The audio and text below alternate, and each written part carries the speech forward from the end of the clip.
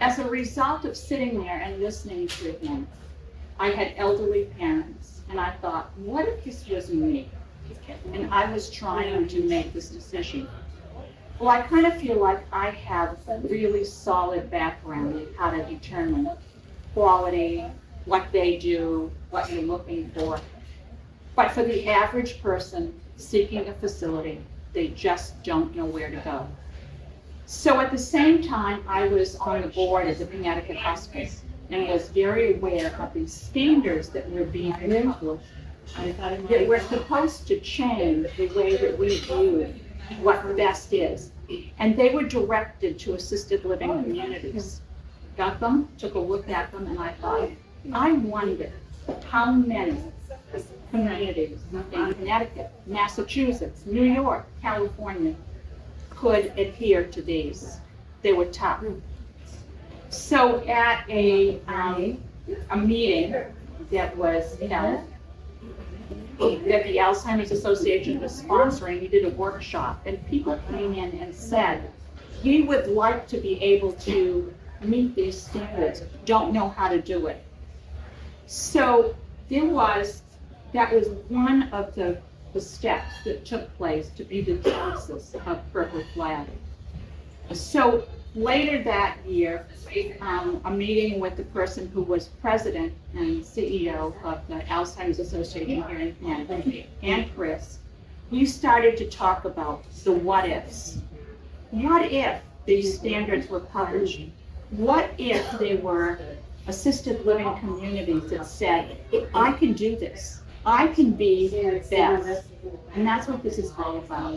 It's being best. So is it being best because you can do a better job marketing and to get that one person who's on the phone with his sister saying, we could go here, we could go here. It's actually more than that. So yes, you can be best. But for me, it was a couple of other things. Being best means that you give something to your employees, that you give them the training and all of that additional extra attention.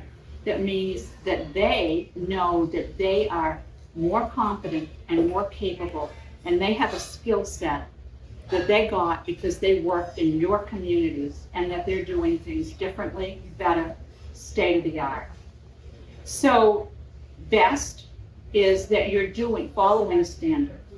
But the world outside doesn't know standards. So you've got to put it to a place where they can grasp it and understand it.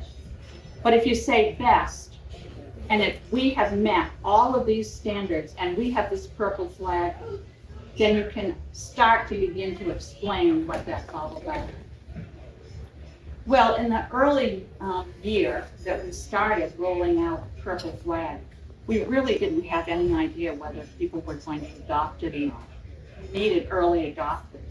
And certainly McLean stood up and said, we think that we can do this. We think we can meet it. So the first couple of years, we had a fair number of applicants, and I actually reviewed the submissions. And a fair number of our facilities that submitted felt like this is a policy and procedure process. And if I have the best policies and procedures that meet these standards, I'll be best. We sent them back.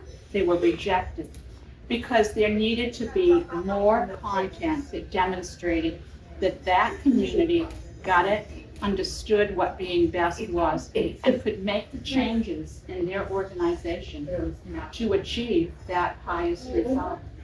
And so the first ones that I actually did, I was very comfortable in knowing that those facilities had put in a fair amount of work. Some thought it was going to take a month. It didn't. And I'm sure some of you had that experience. It was maybe 4 months. It was 6 months. But they had to make the changes inside their facility to be able to accommodate what we were looking for in Purple Flag.